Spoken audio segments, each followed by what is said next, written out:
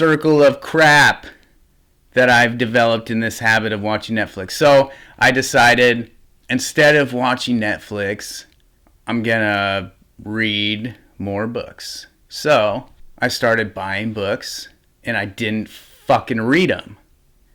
The fact that everything really revolves around habits. You know, good habits, bad habits, ugly habits, amazing habits, funny habits. Everything pretty much revolves around habits. And the sooner that you understand that, the sooner you can start to develop good habits and get rid of these old habits that you have. For instance, Netflix, man. I used to watch a lot of Netflix, and I decided, you know what? I just don't really enjoy doing it that much, but I do it because it's just a habit that I've developed. I come home, I get my stuff ready for the next day, and then I lay on the couch and I watch Netflix for hours, and usually I fall asleep and take a nap, and then I wake up and I can't fall asleep at night. It's a nasty, nasty circle of crap that I've developed in this habit of watching Netflix. So I decided, instead of watching Netflix, I'm gonna read more books. So I started buying books, and I didn't fucking read them. They sat in my drawer forever. But then I started scheduling in this reading time. 15 minutes today, 1 chapter today, 30 minutes today. Because what I was doing before is I was waiting until I felt like reading to read. And I never felt like reading because it wasn't a habit that I've ever developed. I never developed the habit of reading on a consistent basis. I didn't feel like I was a very good reader, and I never developed the habit of doing it. So I had to schedule this time in and force myself to do it, even though it was uncomfortable to do because I wasn't used to doing it and it was something new. You know, it started off slow to where I'd read a day and I miss a couple days, and I'd read a day and I miss a couple days. But I didn't care because I was starting to read, and that was the whole point, was I wanted to start to read. I didn't beat myself up too much. I wasn't too upset about failing in this because now I was reading every few days. And then though that 1 out of 3 days became 2 out of 3 days. And then it became every night. At first what I was doing is I would go and I would take my book and I would go sit down in the same spot that I would sit and watch Netflix, on the same couch, in the same spot, and I would end up just falling asleep and taking a nap like I was when I was watching Netflix, and then getting up and not being able to fall asleep at night just like when I was watching Netflix. So what I did was I found a different spot to read.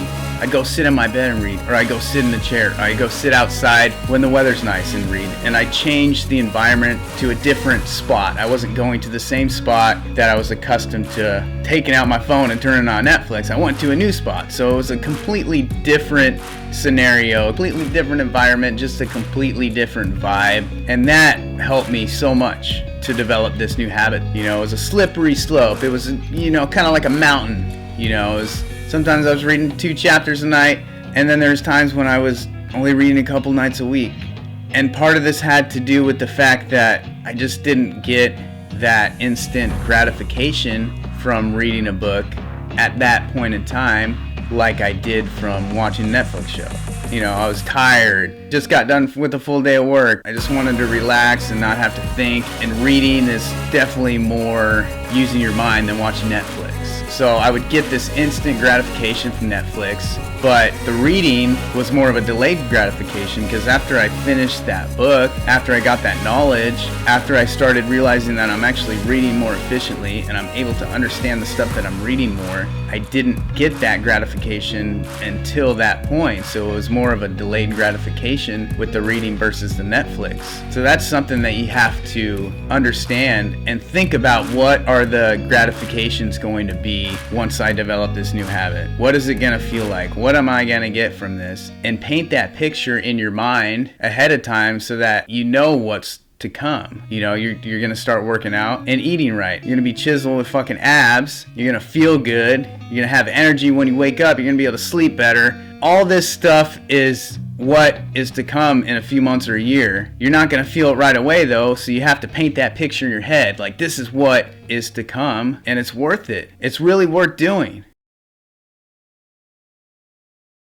Before we end this video, I just wanted to take a minute to explain to you guys that I am not a professional. I do not have credentials in this stuff. I'm simply just an old guy that has lived enough years and gone through enough shit that I know what works for me. It doesn't mean that it's going to work for you. So by no means am I telling you that I know what I'm doing and that I am some sort of professional that has a degree in this stuff or whatnot.